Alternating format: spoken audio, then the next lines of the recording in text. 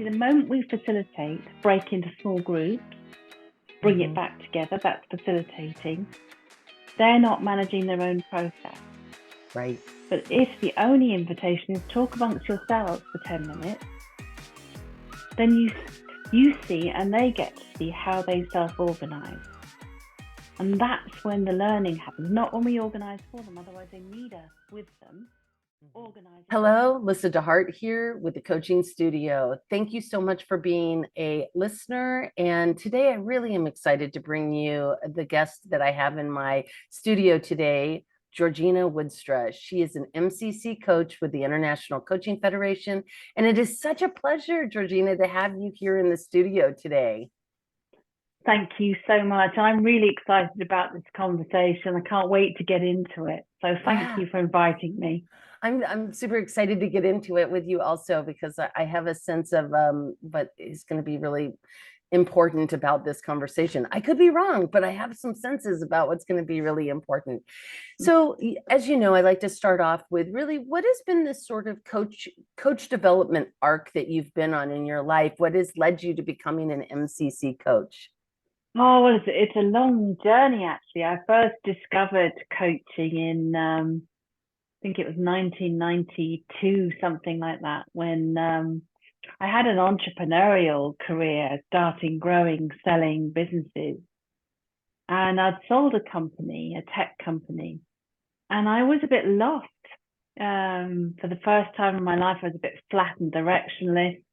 So I embarked on a master's in change management, thinking that would always be useful and interesting. And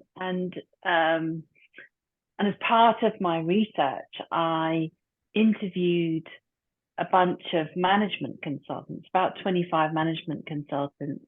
I did this really interesting reflexive approach where, rather than just analyzing what they said, I was tracking my responses to it. Because I wanted to see myself, discover myself through the inquiry. Because the broader inquiry, the thesis was called Diving for Pearls. So my question was, all the self-help books and business books start with, have a vision, set out your strategy, set out your goals, overcome obstacles. But what if you don't have a vision? And at that time, I couldn't find that vision. So I was, through the process of research, I was looking for it inside myself, which was interesting. I didn't realize how significant that was. And one of the management consultants I interviewed mentioned to me about coaching and said, I just got a feeling you might be really interested in this. And something about the way he talks about it really captivated me, because it was about being really present to the client and really helping the client discover themselves through the process, which of course was what I was wanting for myself. Yeah. So I love the parallel process that's going on there. Yeah.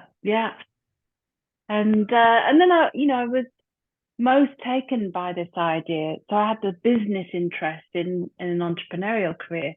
I also had a real strong spiritual interest. I was particularly interested in things that we can't see, but we sense, this sort of universal power. And what is that?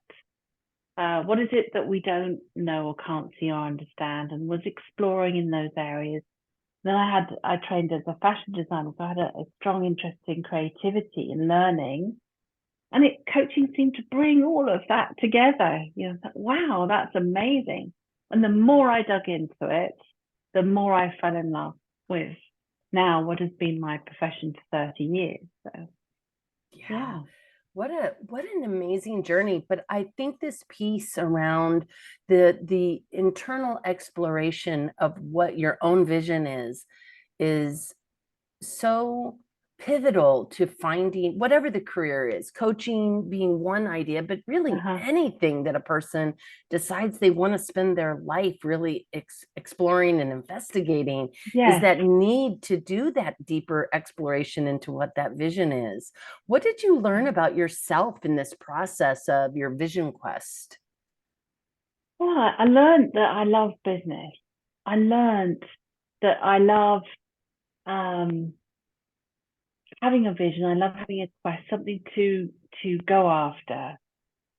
And I really love the feeling of learning. So sort of teetering on the brink, outside of my comfort zone, not too far out of it, but I always need to feel like I'm stretching somehow. And that's part of my nature, is that learning and reaching.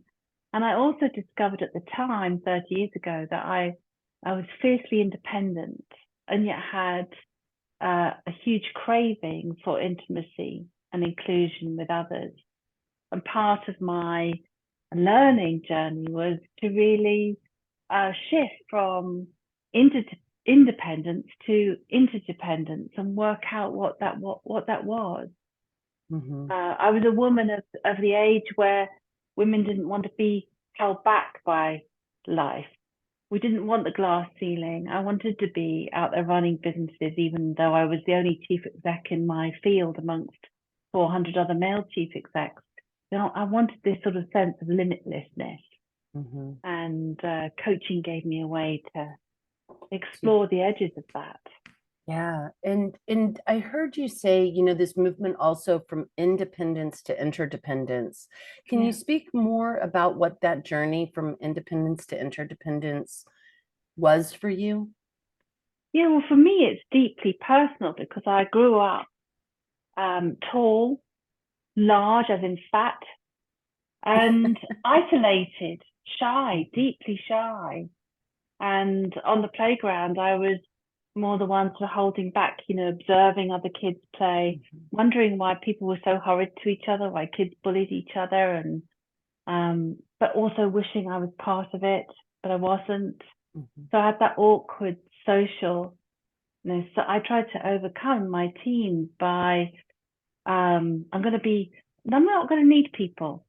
I'm going to look after myself and create businesses and safety in me. Yeah.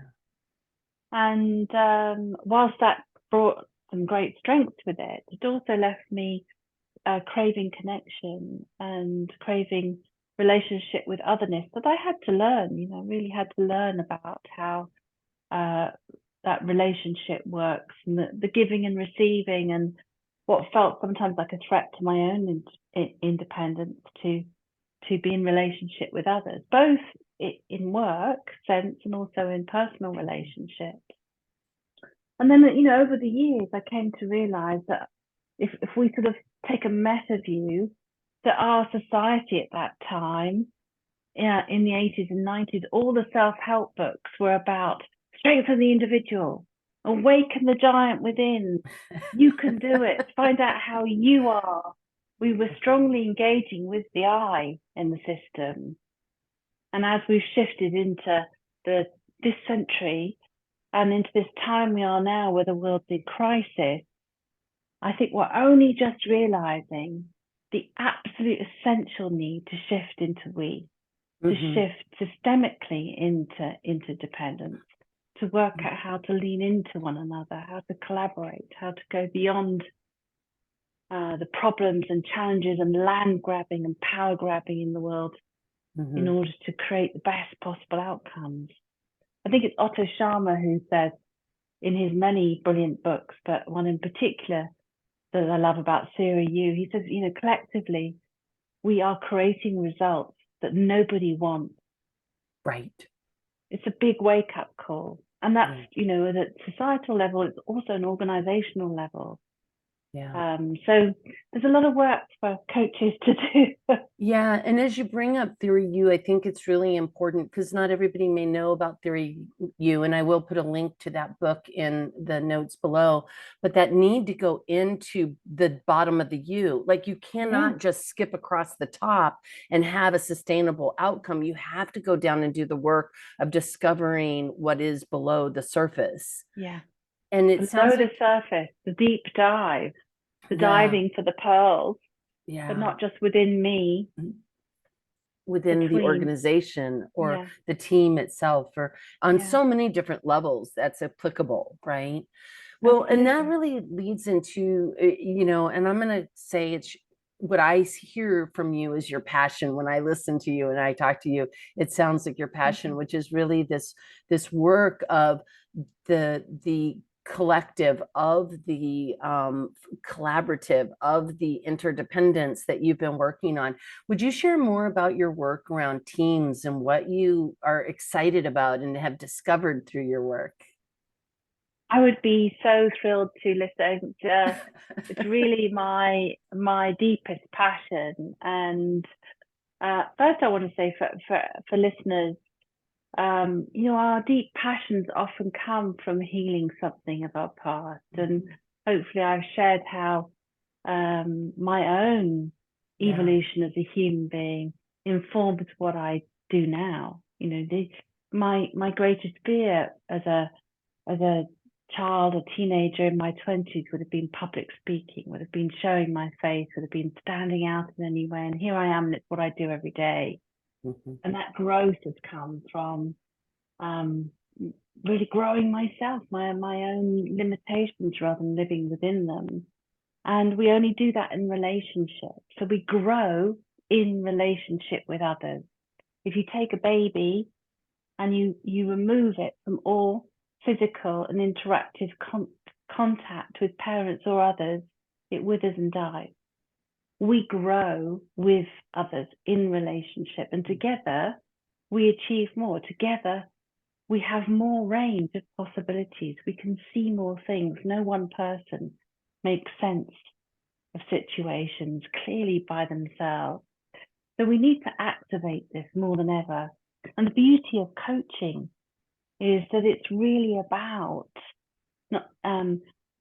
that you're diving deep underneath to understand, to really create collective meaning, to discover rather than telling. So if I wind the clock back, say about 20 years, I've been coaching a decade or so. I've pretty much always had a senior leader, or the last 10 years or so, 15 years, a chief exec coaching practice. It's where I found my groove, because that was really my own experience, was running businesses. I found that clients were asking me, saying, I love this work with you, can you come work with my team? And I was drawn to that. I was really drawn to that, thinking that would be fascinating, because so much of what clients bring are issues of relationship, or how to generate performance in others, how to understand others. So I got the books, I've got a massive library of books, and I got the books on teams, what makes an effective team strategy, how to facilitate teams. And I got in there and started to work on vision, goals, values, priorities, strategy, personality types, Myers-Briggs types. I delved into all that. You got the library. I have the library. Yeah. But I started to get really frustrated, because I felt like we'd do all this good work, we'd capture notes. The team would say that was a great away day, or a great couple of days usually. And then the work we'd done would just disappear onto a file server somewhere, never to be looked at again. And I found that soul destroying, because that wasn't happening in my one-to-one work with clients. That work was having a lasting impact. And it was in conversation with a colleague, or iterative conversations really, that I realized I woke up to the realization that when I shifted from one-to-one work to working with a team, that out of my own awareness, I was shifting role. I was no longer being a coach. Yes. I was being a consultant. I was being a facilitator. I was being a mentor. I was the one who had to have the knowledge on the 5 dysfunctions of the team, or the team effectiveness model, or whatever the model was at the time. I was the one preparing a workshop and saying at 9 o'clock we're going to do this, 10 o'clock we're going to do that, 11 o'clock we're going to do that. Do you ever do that in a coaching session? Yeah. No, because that's not coaching. It's not coaching. So I really challenged myself to say, okay, what is coaching? Team coaching, with a capital C, with coaching at the heart. And I tried to find courses. I even went on a couple of courses and sat there thinking, this is useful. This is really useful stuff for facilitators, for consultants, but it ain't coaching because the power's all with the intervener. The knowledge is all with the intervener. So in the end, my supervisor said to me about a decade ago, 2011, 2012, I think it was, so will you stop complaining about this and do something about it? Basically, get your business done and get off the pot. Exactly. So that was what I did. I set a mission to really put myself to the test and really in conversation and training and experiential work with others to really develop what coaching is in a team context. Yeah. And so, you know, this is this is what I think is so interesting about your work also, which is I think like I've got the books, I've been through the courses, I've done a lot of that also. And it is it's an interesting thing how easy it is for people to slip out of the coaching role and into the facilitation role, or in, even if they're not mentoring or advising, but just facilitating. Like, I've got to keep this moving along. I need to make sure everybody is heard. I need whatever that need to is. How did you, as you're doing this exploration down into the you of what coaching teams is, what are some of the things that you really begin to discover as you go along? Yeah. One of the first things I discovered was myself. So I was very much confronted. Why are we always there, Georgina? Why? We're always there. Back to yourself.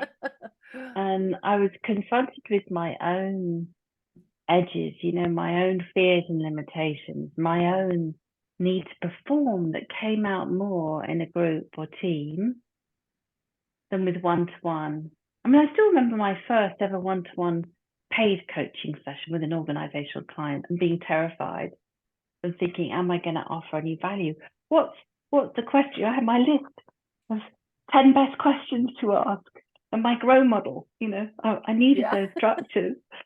And you know, I was confronted with myself, my need to perform, my need to control, my fear of taking risks, my fear of getting it wrong in public, you know, all of that. So I really had to work on my own capacity to stand in the fire of all my need to rescue, to fix, to control, to manage the time. The second thing I did was I really started to track in my one-to-one coaching what we now call mantras, or part of your stance, the little thoughts that go through your head that help you be a coach, like, is their agenda? Stay with it. Trust the process. Is there work to do? Whatever those are for you, that was what I tracked that helped me. It's all data is one of mine. It's all breathe. Yes, it is all data, isn't it? Just all information coming in and for them to hear. Yeah. For them to hear. And then I think one of the big learnings for one-to-one coaches is the mistake I made at the start was try to go straight into coaching, which is emergent, without having set up a container. And this is quite technical in the way stuff to go into for people who are listening, haven't thought about this. But when you think about the ICF competency of establishing a coaching agreement, just that basic foundational competency of what's the contract here? What are we working on? How are we going to go about that together? That sounds easy, doesn't it? But if you've got a team of 8 or 10 people and you ask them that question, what's the topic we're going to focus on today? Yeah, exactly. And they go everywhere. They go everywhere. And you'll get at least 8 or 10 answers. And then what do you do with that? Because you've asked a question to them, they're giving you those answers, and then they're looking at you going, okay, what are we going to do now? What are we going to do now? So learning how to navigate that territory to create a coaching agreement is a constant flow of going from many to one. And that's what our learning is. Now, if we facilitate that, we may need to at the start to get some energy going. We may need to say, you know, I've heard you say, we need to focus on our goals. We need to focus on listening to each other. We need to focus on clear decision making and follow through, you know, classic things like that. Here's your list of 10 things. Where do we start? Yeah. You might need to do that. Yeah, no, and it's so funny because this even happens in individual coaching, right? Where your client comes to you and they're like, they come in and you're like, what would you like to talk about today? And before you know it, they've like 20 things have just rolled out of their mouth. And as a coach, you're not going to go, well, let's start with the first, right? Like we're going to be like, of all these 20 things that you brought forward, what do you want to really focus your attention on in our time together? And I would assume then in the team, what I'm hearing, it's agreement setting. Yes, it is. And sometimes that process at the start of team coaching takes longer to get to that agreement. Yeah. Yeah, because of that going from many to one. It's complex enough with one person, let alone with all those voices. And then yet we've got it speaks to the fact that agreement setting is coaching. And so doing the work of the many, right, of them being, and you talked about it a bit earlier about empowered and having agency as a team, not being told what, okay, let's fix this, or let's start with that, or whoever's got the most power in the room will do what you said, but rather how do they get to that place of cohesion that they're in agreement enough that they're willing to work on this piece of the bigger basket of places they could explore. I'm sorry, that's just so exciting. So I really appreciate you sharing that. Totally. And then, you know, another big learning for us coaches is, you know, if you've facilitated quite a lot, often you're managing the time, you're managing an agenda to time slots and sessions within that agenda. You like a workshop, and you're managing the energy of the group as a facilitator. So the energy drops and you go, okay, let's have an energizer here. Let's pick it up again. As a coach, you don't do that. It's their energy. Don't mess with it. It's data. What's the energy telling them? So just as with a client on a one-to-one coach, if you notice their energy goes down, you notice their awareness turns into themselves or up somewhere, or the pace slows. As an MCC, you're not going to go, oh, the energy's dropped off here. Let's get up off the chair and put our arms around. Let's move your body, everybody. Yeah. Which takes them away from making contact with what's emerging in the moment. Right. So learning to stay with those moments. So some of the kind of the thoughts that I have rolling around in my head as you're talking is like, what is the energy telling you? Right. Like, and asking that of the team, what is this energy telling you all about your situation? And so it just becomes another, all data is data, right? All data is data, however we say data. But exactly. And then, you know, there's lots of things, little micro things that we need to learn. Another one as a coach is, or if you facilitated, maybe tracking content. So team member 1 said this, team member 2 said that, team member 3 said that, maybe writing content on a flip chart. None of that is our work as a coach. Not about content. Our awareness goes into the team's process.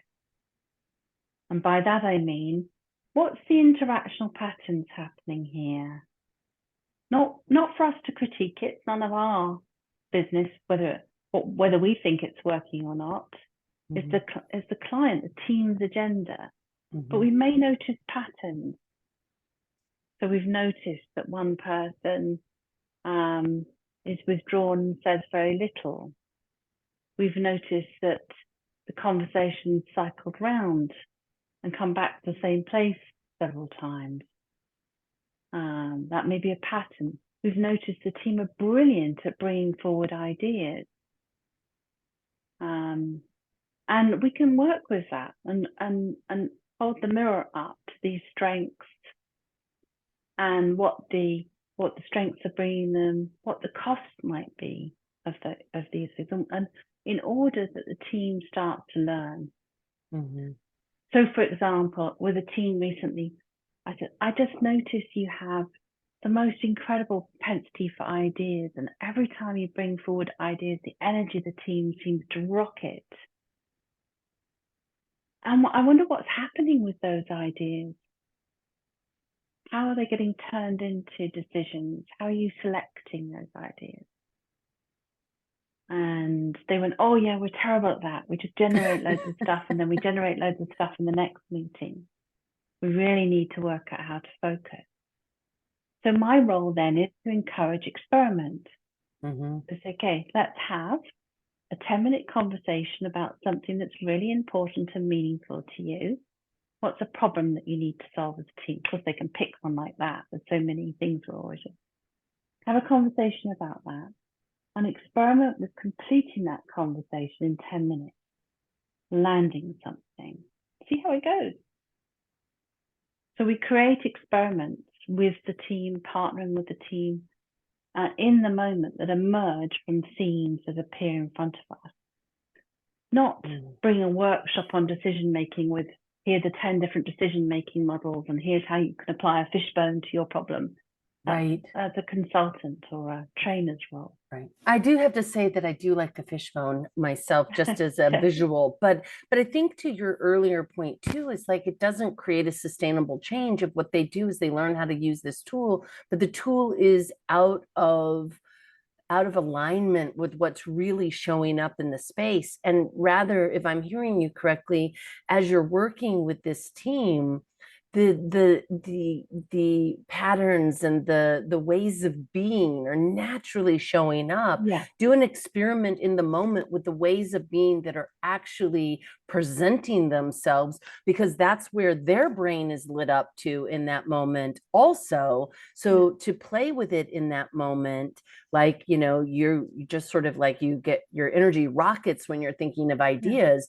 How do you make decisions about those ideas and take action on those ideas? Oh yeah, we're kind of like rubbish at that. Well, let's explore, like, how do you do that? Now, do you break them into smaller groups, or do you have them work as the entire team, since that's the way they would normally be working? Or is it a baby step into the bigger team?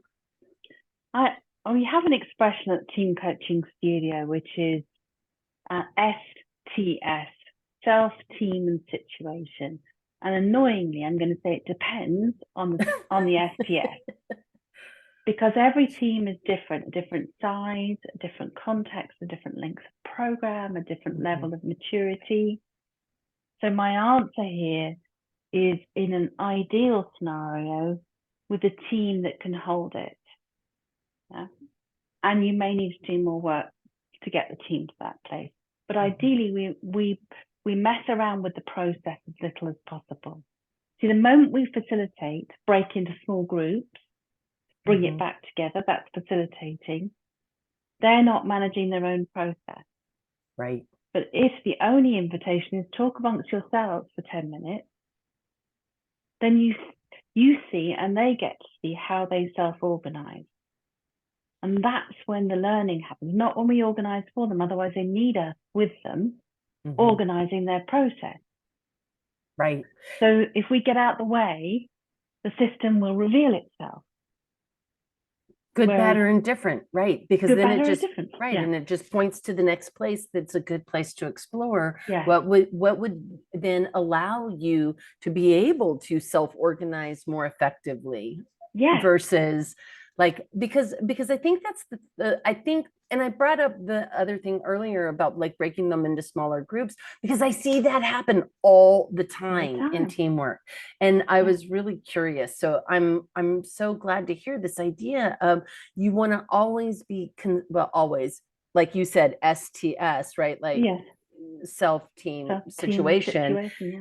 And there may be some teams in which it is important because they don't have the ground rules to be able to navigate that yet. Yeah. But the goal is that they're a self-organizing unit at some point. And so our pulling back is the goal.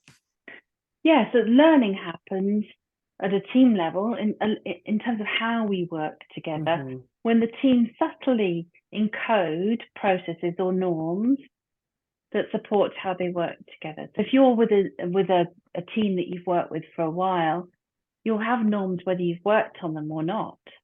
You know, who leads the meeting, who captures things, how a decision's made, how timely the team is, who talks, who stays quiet, who brings ideas, who shoots them down. They're all norms.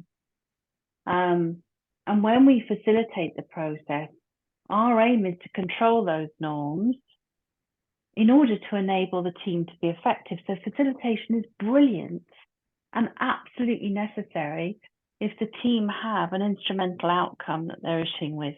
They need to get their vision clear. They've got an urgent decision to make. They need to clarify their strategy. There's a clear task to be done. Then you manage the process. They can get the task done. You're temporarily inhabiting what needs to be a team-held role. So if we're pulled into that, let's say you've got a team of 10 and you say, okay, I'm just going to stand back here. You talk about this problem or issue that's really meaningful to you and see if you can land it. And I'm standing back observing, and it's chaos. First thing happens, I might get activated. My performance triggers go off. This is messy. This isn't working. I've got to fix it. I've got to step in. So I'm managing all those pulls. They're going to hate me. They're going to think coaching is a waste of time. I'm managing all those pulls. If the team gets into enough discomfort about it and notices, becomes aware of how they're managing themselves, it will self-regulate. And all we need is a little prompt, like, what do you notice about how you're working? What's working well? What would make it even better?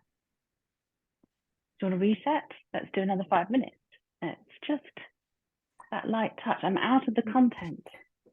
Yeah, you know, the thing that's just really showing up is just the ease that the coach then, when you can let go of all these little pulls and hooks and you can notice them for yourself, but you can set them to the side, how you're just holding the space again. It's just holding the space and sharing what shows up for you, what you're noticing, and then asking, being in query and curiosity then with the clients to learn about what they're discovering through the process of what they normally do, which they do through habit at some point as well. So they're not even aware of it anymore.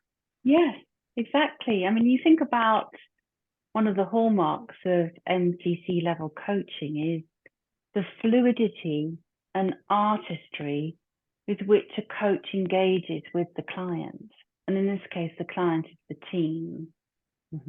Not about the control, the knowledge, the agenda, the performance. We trust the team as a partner. We trust their wisdom. That's hard to do when the team seems highly conflicted or dysfunctional. But the same as a client who's lost. We trust that potential in them, not try to fulfill the gap for them. Yeah. You know, my husband he has a team and he always is saying things like, you know, profits are a trailing indicator of actions. And so the focus is always on what are our actions, because the profits are just a trailing indicator. And in some ways, what I'm hearing as you talk is performance is a trailing indicator of how well the team organizes, reorganizes, navigates conflict or whatever it is that's showing up, decision making, that performance is the trailing indicator in this. So if we're striving towards performance, it's the same thing as striving towards profits. You're missing all the stuff in the U that leads to that outcome right there. And nice model you've created there. I like that with the U in between. It's a switch, you know. I like it. Yeah, this is just brilliant because I don't know, and maybe I'm wrong, and maybe the listeners will be like, oh yeah, we already know all this stuff. But my guess is for a lot of people, this idea of really truly coaching within a team is not what is the status quo. It is not the norm of how coaches coach teams. I think Yeah. the norm is more what we've been talking about of advising and facilitating and herding and Yeah. controlling and moving Yeah. people And towards something. personality assessment, team assessment, whether it's Enneagram or Myers-Briggs or many others, debriefing Mhm. them, content, bringing content to the team. And that's often because the sponsor is saying, so what are we going to do in this day? What are we going to do? Yeah.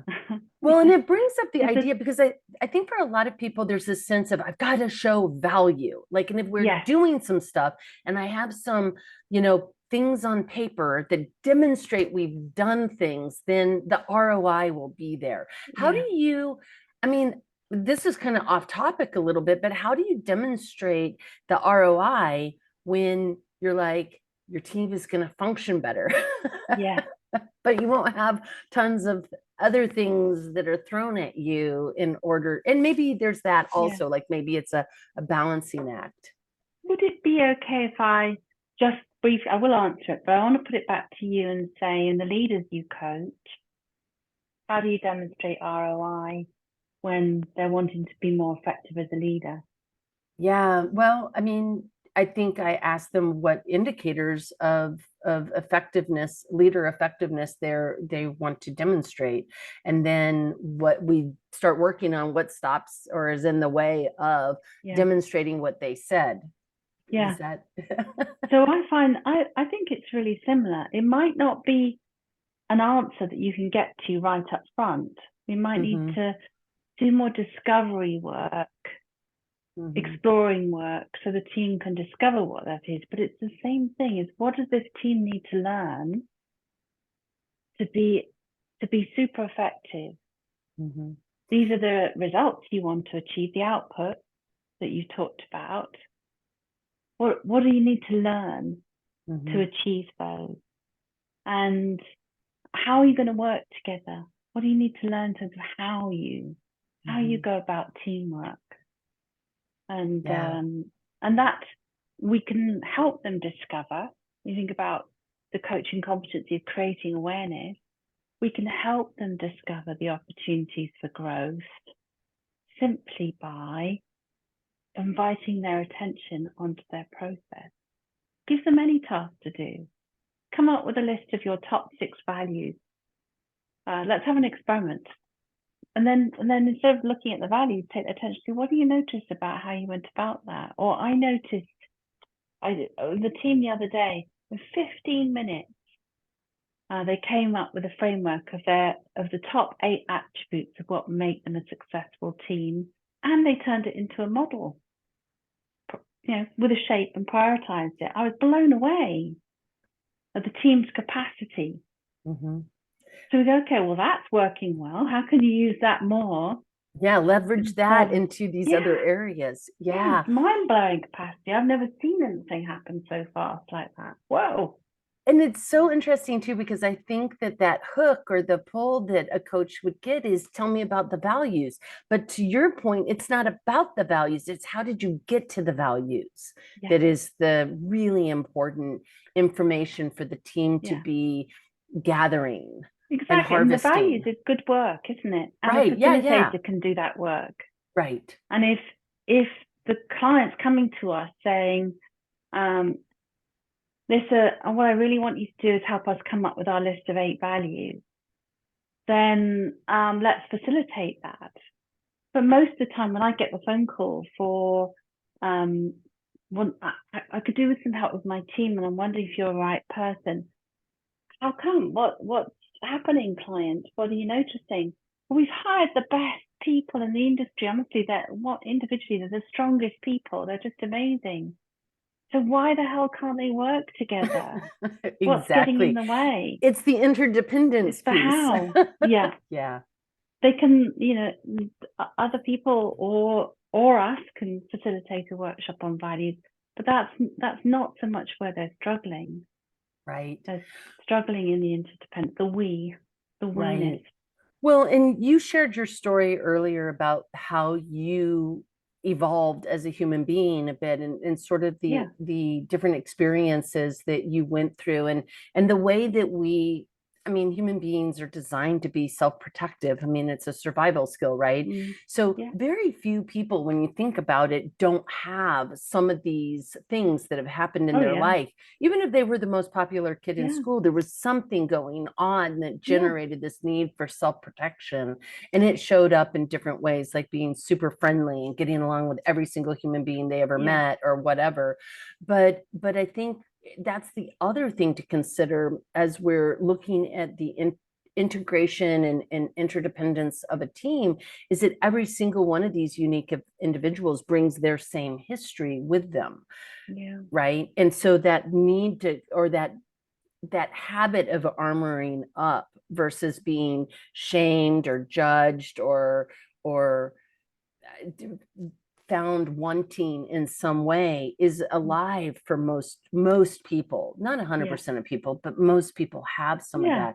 And the recognition of that, I think, is really important as a reminder that you're dealing with unique individuals who are also needing to learn how to work together, because they're all the best at what they do. Yeah, so it's another important point for team coaches is oftentimes one-to-one coaches who come into team coaching actually work with a team a little bit like group coaching. So trying to build that intimate depth of relationship with each team member, so that each person feels included, each person feels safe, each person's needs are met. So the operating philosophy, probably out of awareness, but the operating philosophy is I plus I plus I plus I plus I equals team. Right. Additive. So it's not the team is more than the sum of the parts. It's the team is the sum of the parts. If we look at the team is more than the sum of parts, and it's saying together, the alchemy of us together takes us beyond what any one of us could achieve.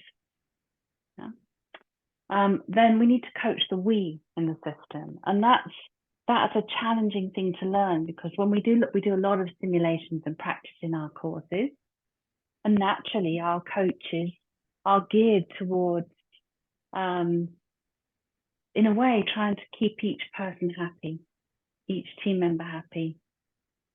But teams don't and can't, like a family, keep each person happy. Or we hear coaches saying,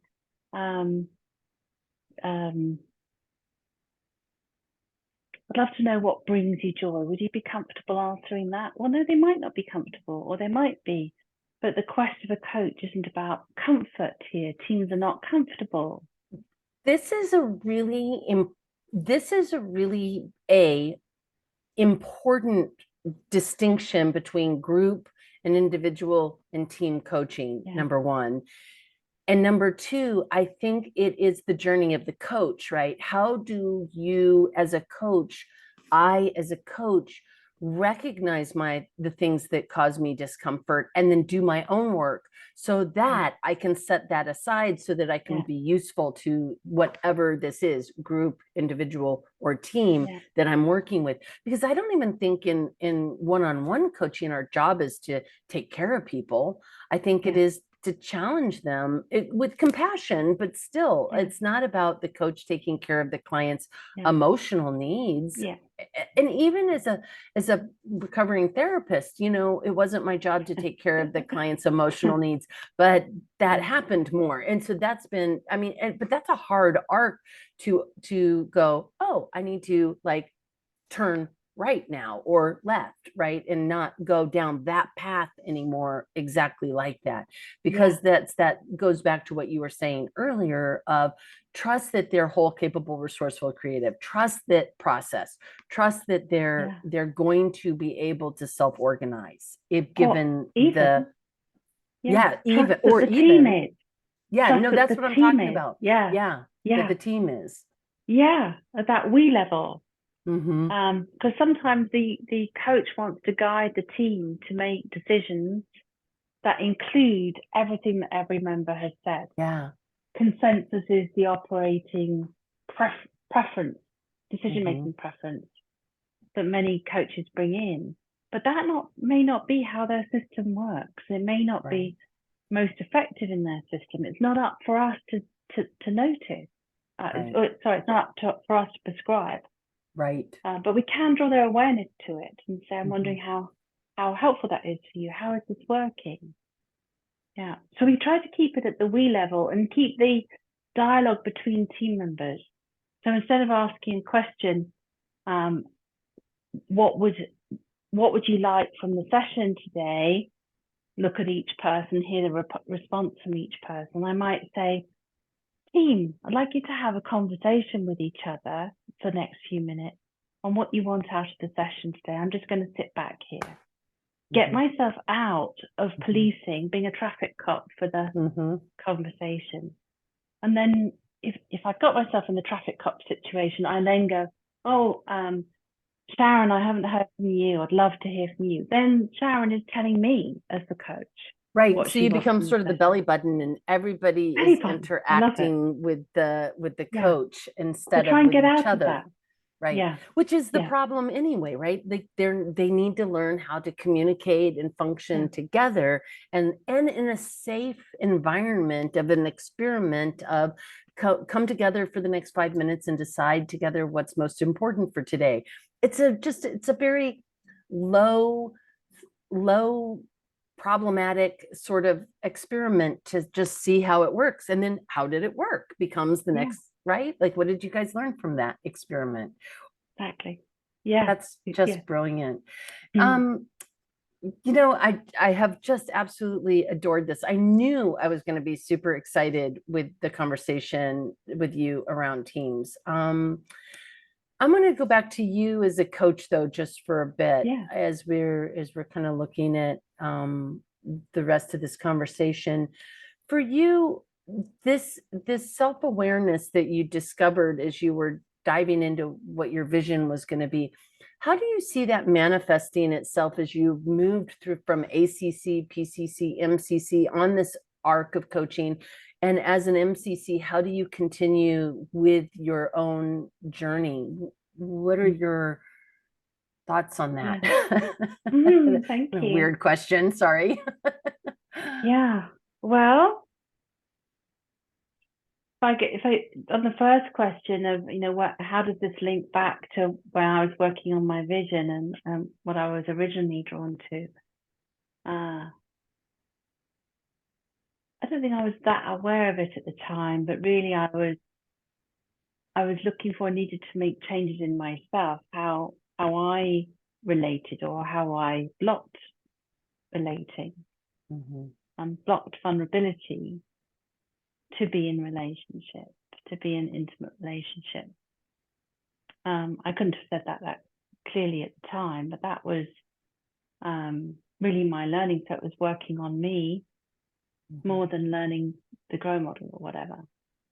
But it's only by engaging with sort of the competencies and tools and things like that that we start to see ourselves as long as we do the reflective practice. And I've been very committed to that, to mentor coaching, supervision, ongoing learning in experiential forums over theoretical forums. I've learned that just filling my head up with a load more science and models and ideas around how humans and teams function, for me, often gets in the way of me being fully present, because I'm diagnosing. Right. I'm deciding. It's coming into my questions. So one of the things I learned in mentoring this bit, because I think it's important, was the competency I struggled most to understand when I was going for MCC was presence. It's now no longer, sadly, in the ICF model. Yeah. I feel a loss for it because it's disappeared really into embodied a coaching mindset. Whereas having it as a separate competency made it much much more to the fore. And I really learned that my presence, my way of being, is an intervention and has an impact more than any tool I use. And as a coach, that's primary tool. Another little quote from one of Otto Scharmer's books. I don't know why he's coming up to me today. I think it was Bill Hanover, who was the chief exec of an insurance company. He said the success of any intervention depends on the interior conditions of the intervener.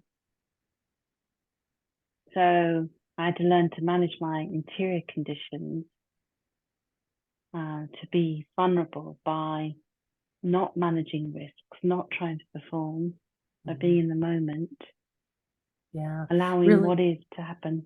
Yeah, really allowing what is to happen, I think, and to recognize that everybody's okay. Yeah. Right. Like I survived it. It was not as horrible as my mind had invented it to be. Yeah. And what else is possible? And in a way, it's doing these same little experiments with ourselves that we're asking a team to do, to discover something about how the process works, right? Like how does the team work together? Doing little experiments with ourselves that allow us to explore how we're being and what our being, and how we want to be in our being with others. And you mentioned mentor coaching. You also mentioned supervision. And I mean, I believe very deeply in both of those processes as a way of continued growth. And there's something I'm also feeling very aligned with, which is I think this is my personal opinion, that we continue to get trainings and different sorts of things. We want tools. We want a tool we can use to make it just sort of like the magic pill that will make it all just work perfectly. And as in most things, we are the equation, right? That is a part of it. And so that work on ourselves actually is the work that is important, so that we can, to what you just shared, our interior being is what will allow us to be in the space and share more deeply that capacity with others. It's beautiful. What if somebody were thinking they wanted to not necessarily be a team coach, but really move towards MCC in their coaching, even if they never got an MCC? Is there any thought that you have for them on this process or this journey that you've learned on your own journey that would be useful to them? Yeah. I mean, I've done a fair bit of MCC mentoring over the years. And so, I bring with it my own frame of reference, colored by my own experience. I don't know that I'm able to separate those as a sort of universal guideline. It's more my own experience. But give it time, I would say. I took 10 years from PCC to MCC for lots of reasons, not least resistance to authority, which is another one of my things. I appreciate that. And I had a lot of mentoring from one-to-one and group mentoring, and it was so helpful. And I think the other thing is, you were talking about tools, and that made me think of something I had not thought about at that time when I was the PCC level, was this whole distinction in vertical development and horizontal development. And the vertical development is a lot more to do with knowledge and skills and acquisition of tools, this assessment, that exercise, that toolkit in a box, or even the competencies, ticking them off at checklist level. It's all really about skills and doing, and it's essential. I think once we're at PCC level, we want to have those coaching competency skills in the bones, because until that, the moment we're in any kind of assessment, really our mind's going on to, like with driving, how am I driving? Looking in the mirror, what am I doing here? We want that to be automatic, because at the MCC level, we're looking for coach's own individuality, their presence, their way of being, to become the tool, the interior of the intervener, not the exterior theory model tools. Mm-hmm. So that fluidity is there, the authenticity is there. And that means the learning journey is vertical into the coach, into who they are. And it almost like house cleaning, sweeping out the dusty corners, Mm-hmm. which kind of represents the areas where we get triggered into performing, triggered into doing, triggered into trying to add value, like you were saying earlier on, by bringing something clever or smart. Because to work at MCC level is really about being utterly present to the client, or with the team's case, to the team's process, to what's emerging, and working more deeply into the landscape of feelings, into the you of sensing, of noticing, being present to. And if we can't do that for ourselves, we're going to probably find it quite difficult to do it with others. Mm-hmm. I imagine. I struggled with that. I think, yeah. I mean, I'm sure there's somebody who can fake it very well, but for most of us, if you're being authentic, if you haven't done the work, it's very difficult to hold the space of the work. Yeah. Because the noise is inside our heads on how am I doing here? How am I looking here? Yeah. Do they think I'm awesome? Yeah. Am I the best coach ever? I am. Please, somebody confirm that for me. Yeah. We've all been there, huh? That's right. Georgina, as we come into our final question here, if you were to write your autobiography today, what would you title it for yourself? Oh, wow. What a question. Well, something around celebrating interdependence, celebrating the we. Yeah, celebrating the we.